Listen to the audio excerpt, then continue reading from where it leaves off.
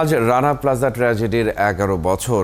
এই 11 বছরে আহত 200 শ্রমিক এখনো পাননি তাদের উপযোগী কাজের নিশ্চয়তা। তারা প্রায় সবাই মানবেতর জীবনযাপন করছেন।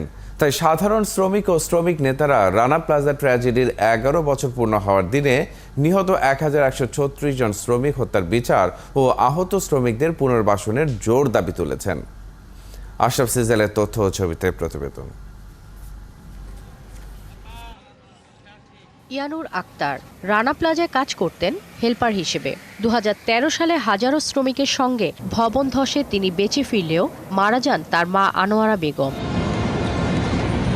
ইয়ানুর জানান 11 বছর ধরে সেই দুঃসহ স্মৃতির ক্ষত বয়ে বেড়াচ্ছেন মনে ও শরীরে, অথচ এখনও দোষীদের শাস্তি হয়নি। থেকে শিখরে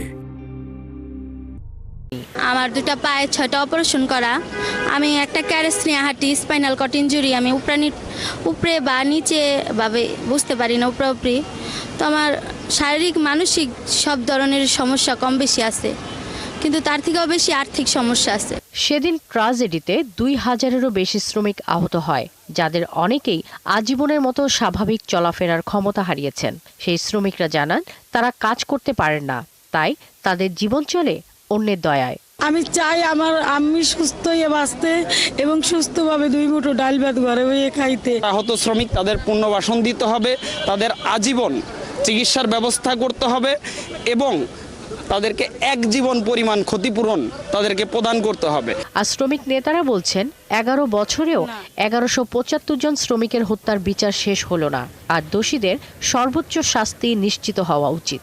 এই 11 বছরেও আমরা সোহেল রানা সহ দোষীদের শাস্তি পেতে দেখিনি এবং যে মর্যাদাপূর্ণ ক্ষতিপূরণের আইনের জন্য আমরা লড়াই করে আসছি, সেই আইনেরও কোনো বদল হয়নি। তারা সরকারি যদি সঠিক অনুদানটা পেত, তাহলে এই যারা বেঁচে আছে এই শ্রমিকগুলো, বেশ কিছু শ্রমিক কিন্তু এখনো পথে ঘাটে ভিক্ষাবৃত্তির মতো পেশা বেছে নিয়েছে। এই ঘটনায় কারখানার ভবন মালিক সোহেল রানা ছাড়া অন্যান্য মালিক ও সরকারি কর্মকর্তারা এখন জামিনে মুক্ত।